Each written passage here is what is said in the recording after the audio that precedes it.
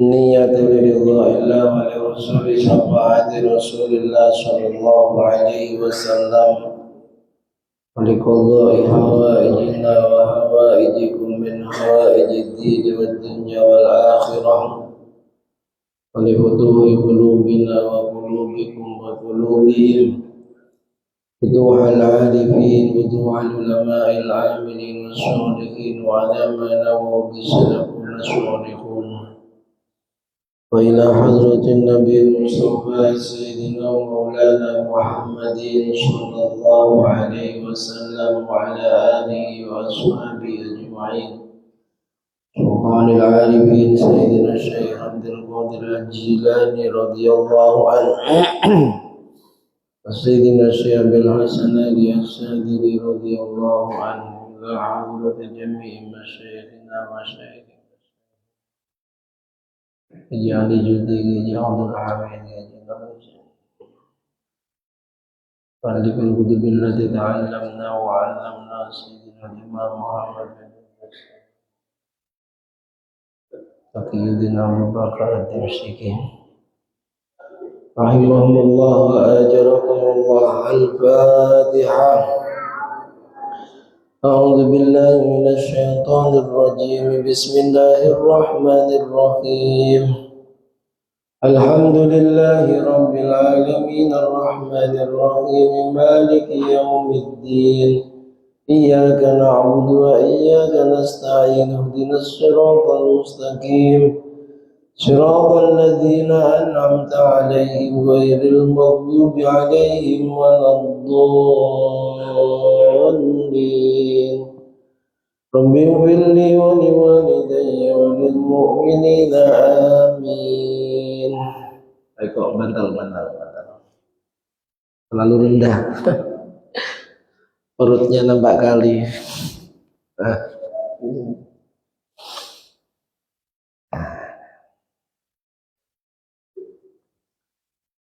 Alhamdulillahi wa kafa wassalatu wassalamu ala sayyidina wa maulana Muhammadin al-Mustafa wa ala alihi wa ashabihi ahli sidqi wa tuqa wal wafa. Subhanaka la ilma lana illa ma 'allamtana innaka antal alimul hakim. Rabbi shrah li sadri wa yassir li amri wahlul 'uqdatam min lisani yafqahu qawli. Amin. Amma ba'd.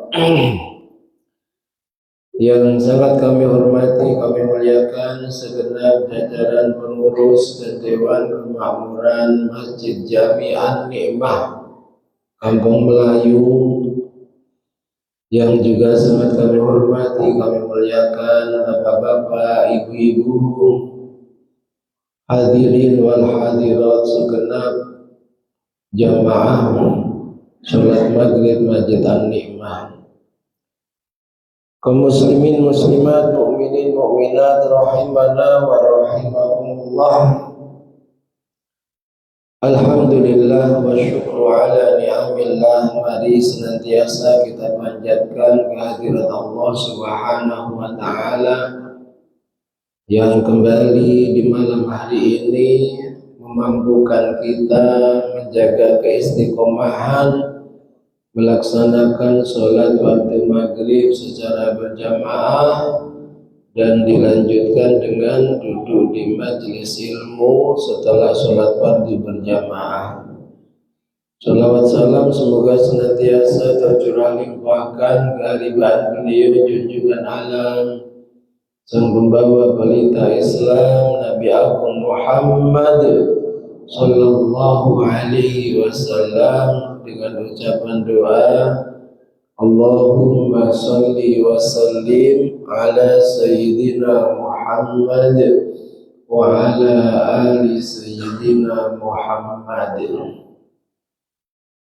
Bapak Ibu hadirin wal hadirat jamaah semuanya yang dirahmati Allah. Mohon maaf ya suaranya habis ya.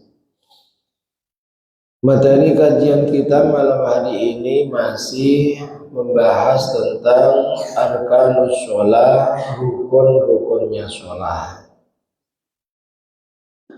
Bismillahirrahmanirrahim. Qala al-muallif rahimahullahu ta'ala wa nafa'ana bihi wa bi'ulumihi wa bi'asrarihi wa bi'anwarihi fid daraini amin. Wal julusu baina sajdatain wat tuma'ninatu fihi.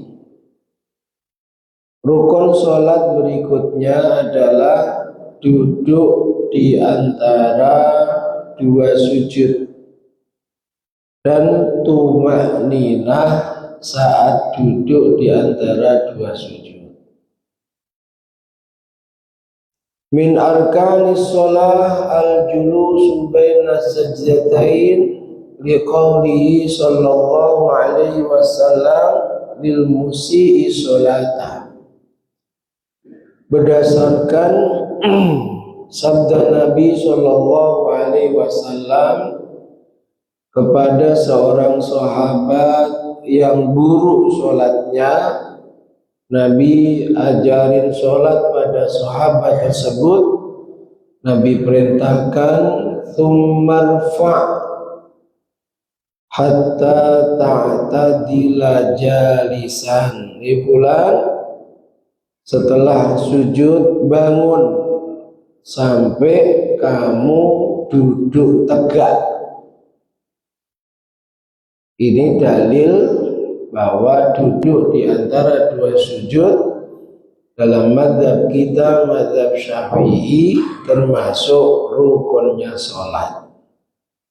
Tidak boleh orang sholat meninggalkan duduk di antara dua sujud. Wa fi riwayatin, dalam riwayat yang lain Nabi perintahnya tsummarfa hatta tatma'inna jalisan.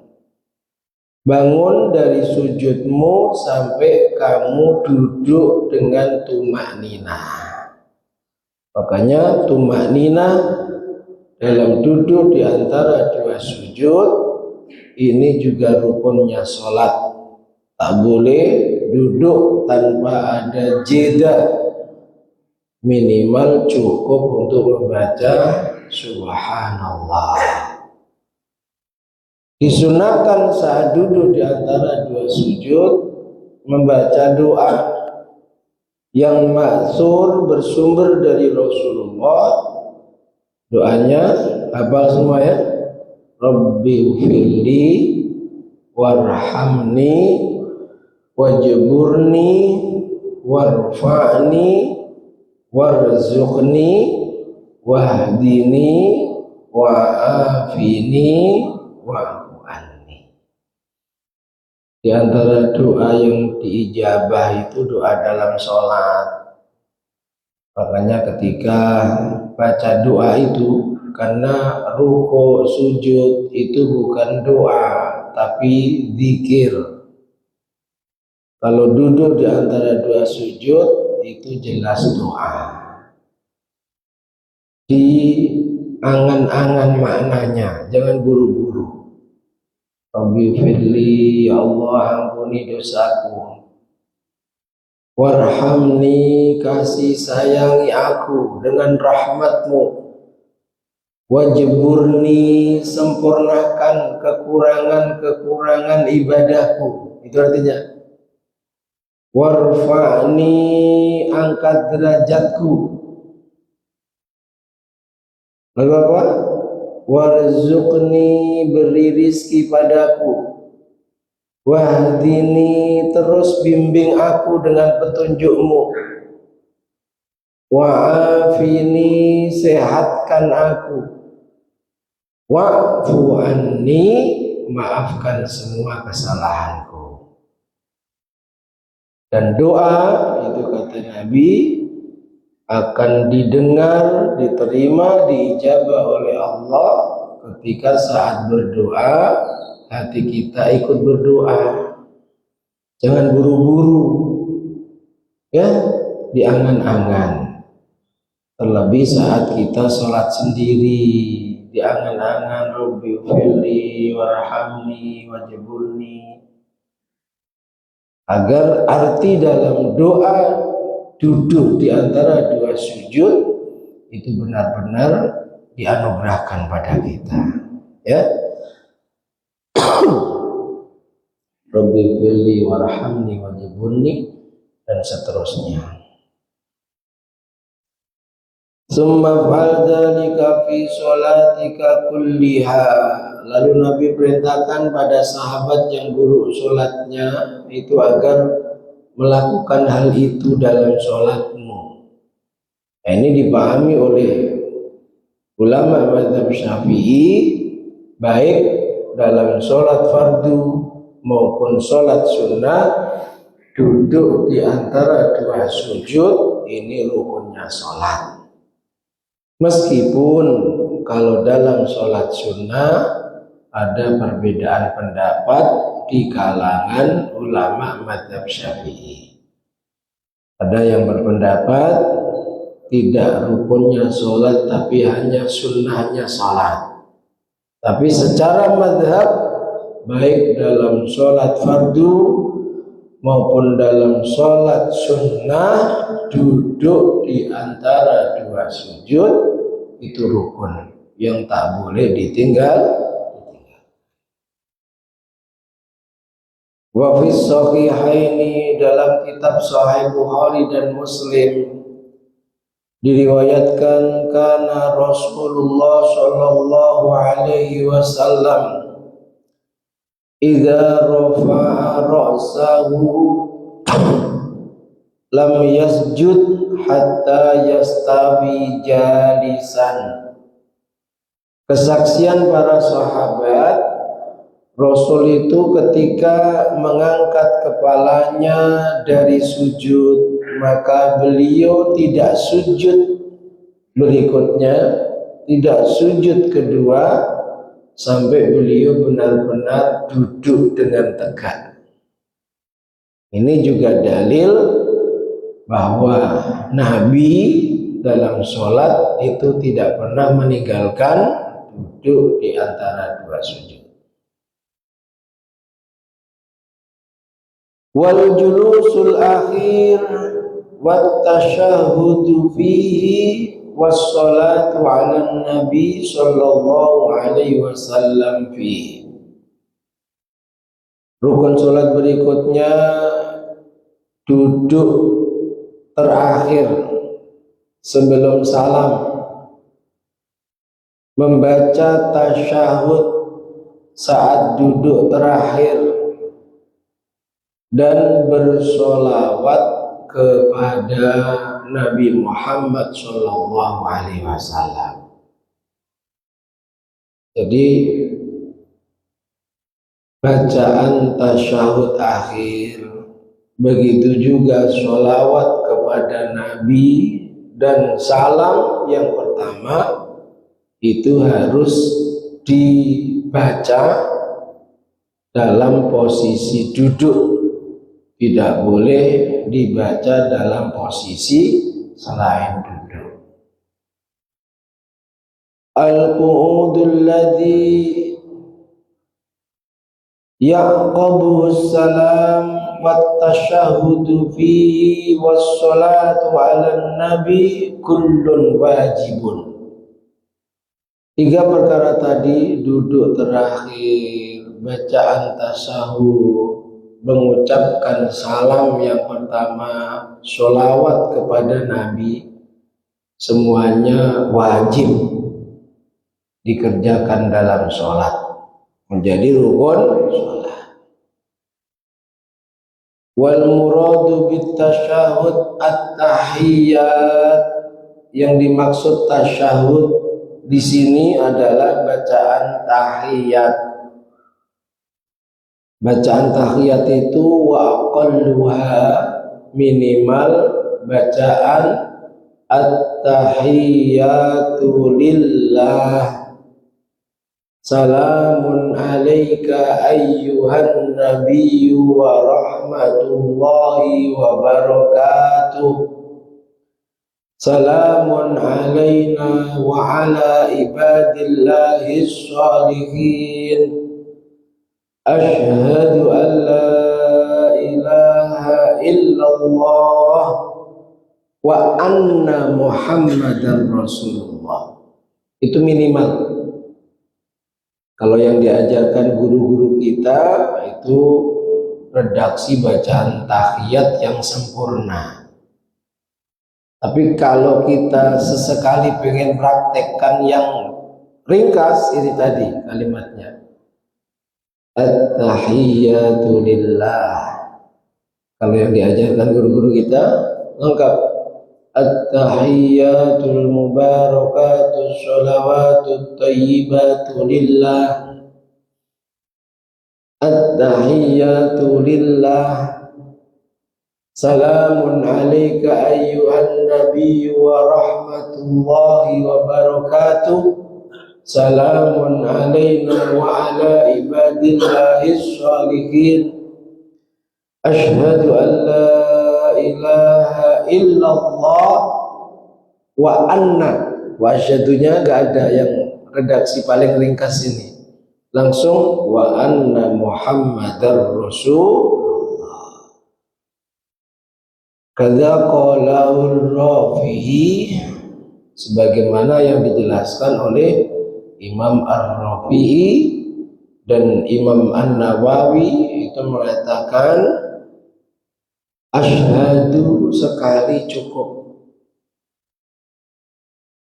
wa asyhadu anna muhammadar rasulullah. Biasanya yang kita baca itu andai tidak kita baca wa asyhadu tapi langsung wa anna muhammadar rasulullah, yakfi, cukup. Dia minimal ya. Nah, sesekali silakan diamalkan. Mungkin karena kita buru-buru, kalau kita mau bacaan tahiyat yang ringkas, ya silakan. At-tahiyyatu lillah. Yang biasanya assalamu alayka menjadi salamun alayka dan seterusnya. Idza arafta hadza fad-dalil ala wujubi dzalik ma rawahu Ibnu Mas'ud radhiyallahu anhu. Dalil baca tahiyat dengan berbagai macam redaksi. Ada yang pendek seperti tadi, ada yang biasa kita baca itu sedang, karena ada yang panjang lagi. Dalam kitab Al-Adhkar Imam An-Nawawi menjelaskan banyak riwayat bacaan tahiyat. Itu ada yang pendek, ringkas, singkat, ada yang sedang, ada yang panjang. Kalau yang biasa kita baca itu tergolong yang sedang.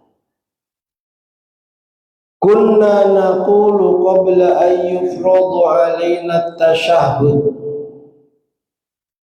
Sahabat Ibnu Mas'ud berkata, dulu sebelum kita diwajibkan membaca tasyahud dalam sholat, maka yang kami baca adalah assalamu ala Allah, assalamu ala fulan, awalnya. Jadi sholat ini sebelum peristiwa Isra dan Mi'raj sudah diwajibkan, ya. Cuma kewajibannya bukan 5 waktu dalam sehari semalam. Ada satu riwayat menjelaskan sholatnya orang Islam sebelum peristiwa Isra dan Mi'raj itu hanya sekali, setelah tengah malam 2 rakaat. Riwayat yang kedua, 2 kali, pagi 2 rakaat, sore atau petang 2 rakaat. Di mana sebelum peristiwa Isra dan Mi'raj itu belum ada kewajiban membaca bacaan tasyahud saat di duduk yang terakhir sebelum salam.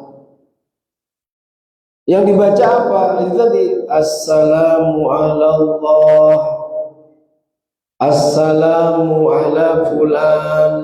Semisal pengen mendoakan si fulan siapa, itu dia sebut assalamu ala Allah, assalamu ala fulan. Belum at-tahiyyatul mubarakatus sholawatut thayyibatu lillah, sebelum ada kewajiban itu. Karena at-tahiyyatul mubarakatus sholawatut thayyibatu lillah sampai selesai yang disebut bacaan tasyahud atau tahiyat, itu sebenarnya kan dialog antara Rasulullah dan Allah, disaksikan oleh para sahabat. Jadi diriwayatkan saat Mi'raj melewati langit yang 7, berjumpa dengan beberapa nabi dan rasul, lalu melewati Sidratil Muntaha, lalu sampai di sebuah tempat yang Jibril mohon izin tidak bisa lagi membersamai Rasulullah, karena itu batas terakhir makhluknya Allah. Kecuali Rasulullah yang mendapat undangan khusus dari Allah, itu bisa melewati batas tersebut.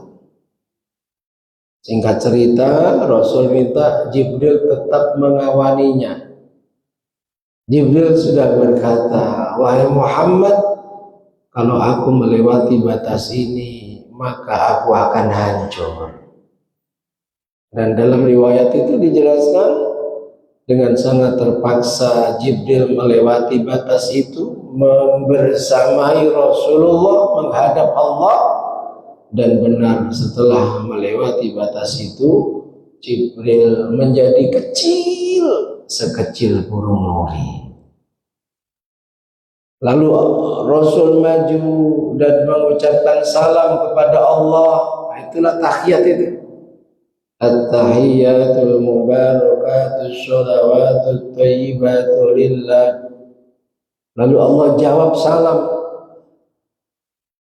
Jawab salamnya Nabi, salam penghormatannya Nabi, dengan ucapan assalamu alaina wa ala ibadillahis shalihin. Dialog antara Rasul dan Allah didengar oleh penduduk langit, para malaikat. Mereka kagum, lalu mereka memberikan kesaksian dengan mengucapkan asyhadu an la ilaha illallah wa asyhadu anna muhammadar rasulullah. Singkat cerita, diwajibkan bagi Nabi dan umatnya awalnya sholat sehari semalam 50 kali. Jumpa Nabi Musa di langit ke-6, Nabi Musa nyarankan minta keringanan. Menghadap Allah lagi dikasih keringanan, dikurangi 5. Turun, jumpa lagi Nabi Musa nyarankan lagi, belum makan kuat umatmu, minta keringanan lagi. Sampai akhirnya tinggal 5 waktu. Itu sebenarnya Nabi Musa pun masih nyarankan, berat. Apalagi umatmu ini orangnya kecil-kecil, umurnya pendek-pendek, minta keringanan lagi. Tapi Rasulullah sudah malu, sehingga Rasul, sudahlah, saya sudah malu minta keringanan kok terus. Mudah-mudahan yang 5 waktu ini mampu kami lakukan bersama umatku. Nah, itu terjadi pada tahun berapa? Banyak pendapat ya, tapi pendapat yang kuat Isra Mi'raj itu terjadi 1 tahun sebelum Nabi hijrah. Berarti pada tahun ke-12 setelah kenabiannya Rasulullah. Artinya selama 12 tahun umat Islam sholat di Makkah, begitu juga Rasulullah, belum ada bacaan tahiyatnya. Yang dibaca apa ketika duduk terakhir sebelum salam? Yang dibaca tadi, Assalamu ala Allah, Assalamu ala fulan. Baru setelah peristiwa Isra Mi'raj, diwajibkan bagi umat Islam yang tadinya sholat sehari semalam hanya sekali, di tengah malam 2 rakaat, riwayat yang kedua 2 kali, pagi 2 rakaat, sore 2 rakaat, menjadi 5 waktu.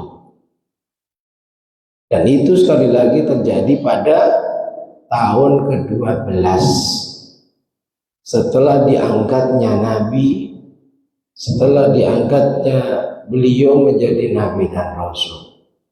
Di tahun ke-13 beliau hijrah. 10 tahun di Madinah beliau wafat. Gitu ya. Jadi bacaan tahiyat itu yang mulai dari setelah peristiwa Isra Mi'raj sebelumnya yang dibaca Assalamu ala Allah, Assalamu ala fulan.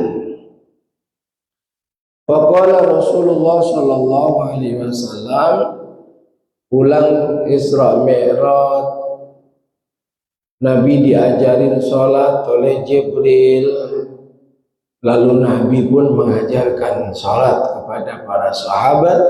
Ketika duduk terakhir sebelum salam, Nabi perintahkan faqulu, baca at-tahiyyatul mubarakatus sholawatut thayyibatu lillah sampai bacaan asyhadu an la ilaha illallah wa asyhadu anna muhammadar rasulullah.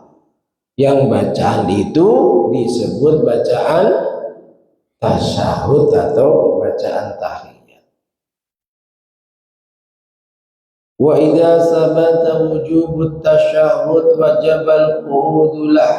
Ketika diwajibkan membaca tasyahud, maka wajib saat membaca tasyahud itu dengan duduk. Tak boleh dengan selain duduk. Lianna kulla man aujabat tasyahud, karena semua ulama yang mewajibkan membaca tasyahud akhir aujabal qu'uda lahu, beliau-beliau ini juga mewajibkan duduk saat membaca tasyahud akhir. Ini rukun sholat apa? Membaca tasyahud. Membaca ya, yang namanya membaca itu minimal telinga sendiri harus dengar, tidak membatin, tidak di awal bab rukun sholat telah kita jelaskan. Rukun sholat itu secara garis besar terbagi menjadi 2. Ada rukun qauli, jumlahnya 5. Ini harus dibaca, tak boleh dibaca dengan hati atau dibatin, nggak boleh.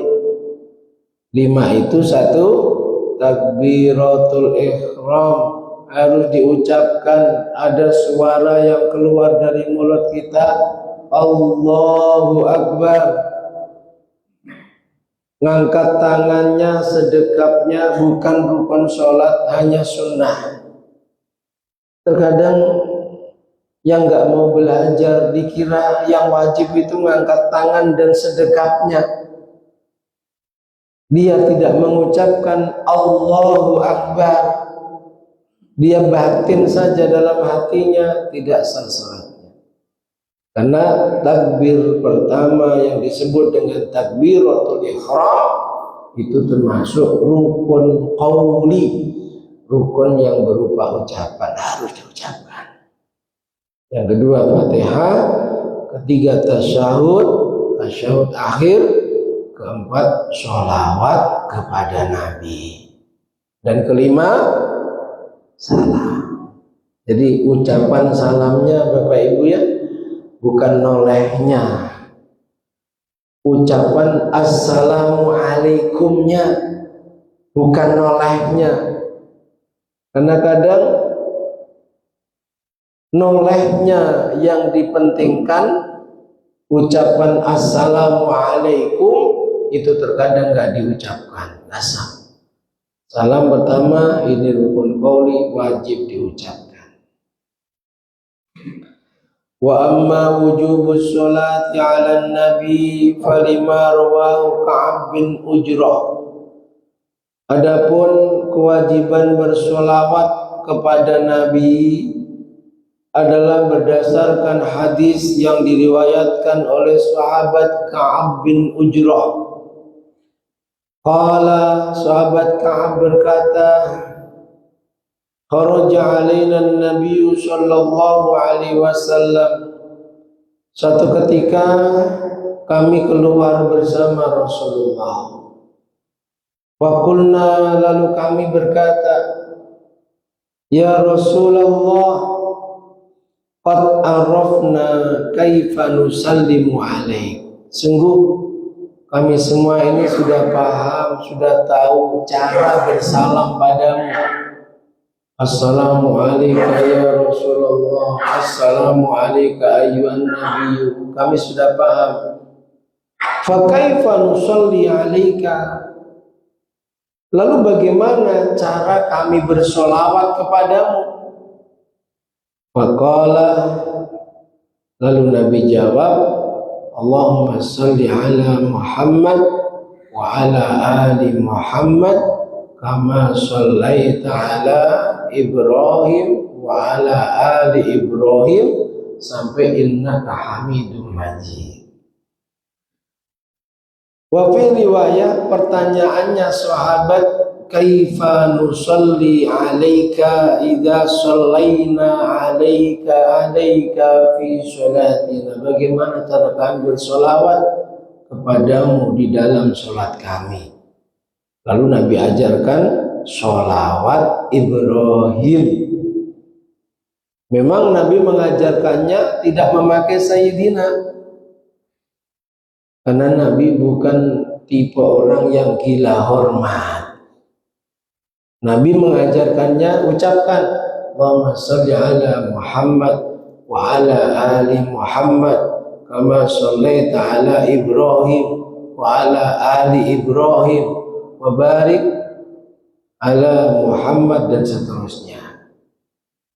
Memang Nabi mengajarkannya tanpa Sayyidina. Tapi ulama-ulama kita mensunnahkan menambahkan kalimat Sayyidina sebelum kita menyebut nama Nabi, baik di dalam sholat maupun di luar sholat. Apa alasan ulama kita mensunnahkan menambahkan Sayyidina? Dalam kitab Fathul Mu'in diterangkan alasannya mura'atan lil adab, dalam rangka menjaga adab dan etika kita kepada Rasulullah. Kita manggil orang yang lebih tua dari kita, entah abang kita, apalagi guru kita, atasan kita, langsung namanya. Kira-kira sopan tidak? Kira-kira sopan tidak? Sangat tidak sopan.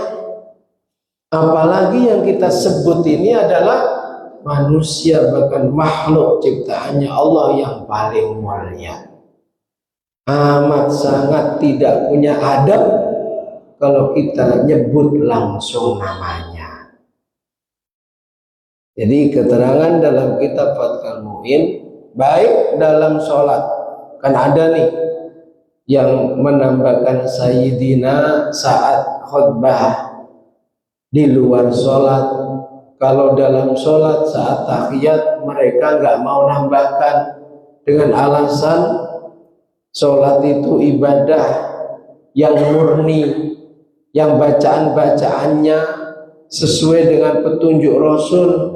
Petunjuk Rasul ketika ngajarin sholawat dalam sholat tanpa Sayyidina, sehingga kita nggak perlu nambahkan Sayyidina. Ada yang memang anti Sayyidina, baik di luar sholat maupun dalam sholat.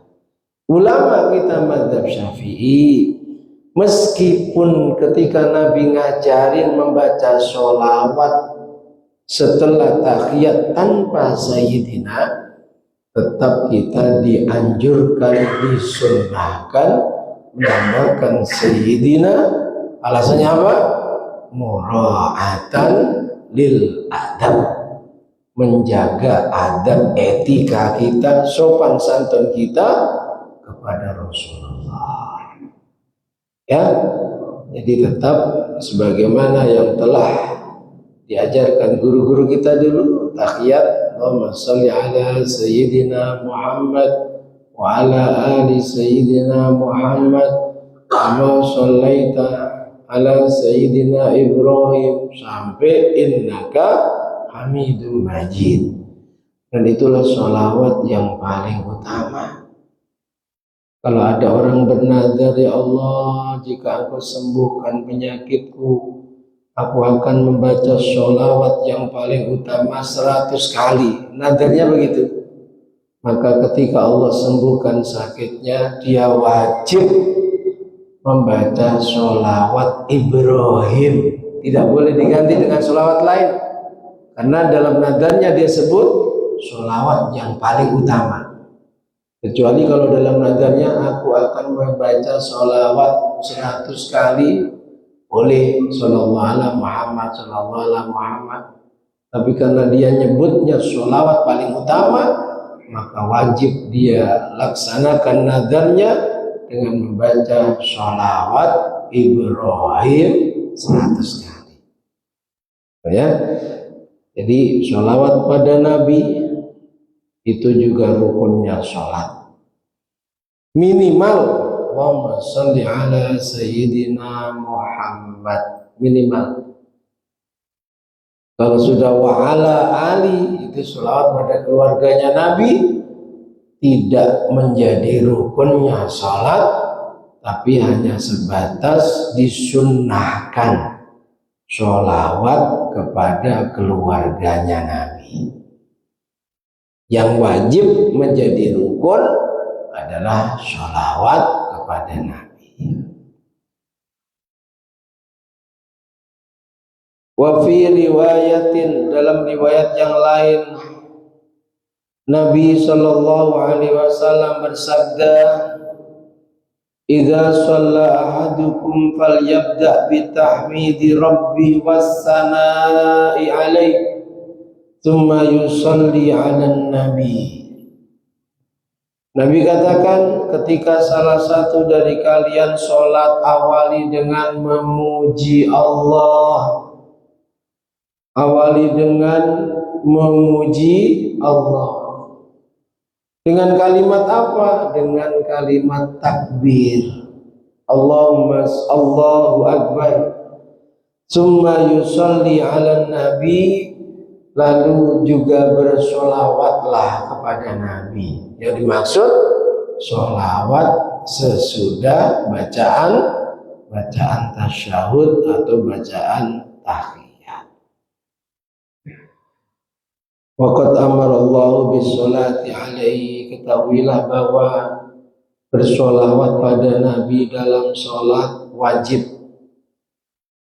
Bersolawat pada Nabi di luar sholat, ini ada perbedaan pendapat di antara ulama. Ada yang berpendapat wajib bersolawat pada Nabi di luar sholat saat di majlis. Jangan sampai kita bermajlis sampai bubar tidak membaca sholawat sekalipun. Wajib. Wa minhum man aujabaha fil umri marrah. Ada yang berpendapat bersolawat pada Nabi di luar sholat kewajibannya sekali seumur. Selain itu sunnah. Wa minhum man aujaba fi kulli majlisin marrah. Bersolawat pada Nabi di luar sholat wajib setiap ada majlis.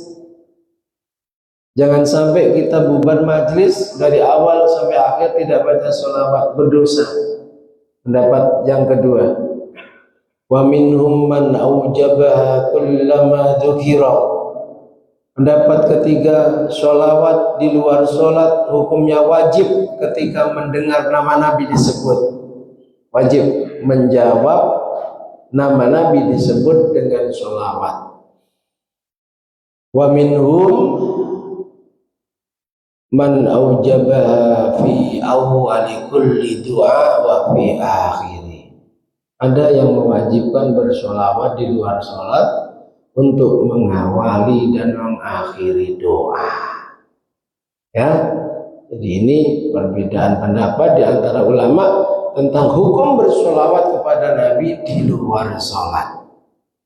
Ada yang berpendapat seumur sekali saja wajibnya. Ada yang berpendapat setiap di majelis harus bersolawat meskipun sekali. Berpendapat ketika disebut nama Nabi, dan yang berpendapat mengawali mengakhiri doa wajib bersolawat kepada Nabi. Ini Bapak Ibu materi kita. Rukun sholat berupa apa? Duduk di antara dua sujud, duduk terakhir, dan tahiyat serta sholawat pada Nabi. Mudah-mudahan bisa dipahami dengan benar dan menjadi ilmu yang diridhoi, manfaat barokah. Amin Allahumma amin. Wallahu a'lam bishawab. Al-Fatihah.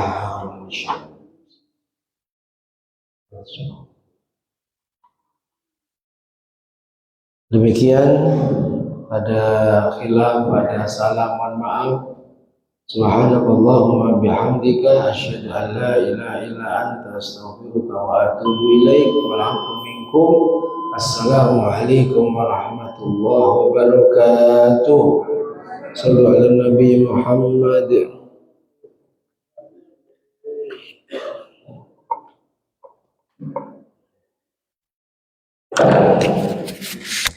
Ini langsung ya.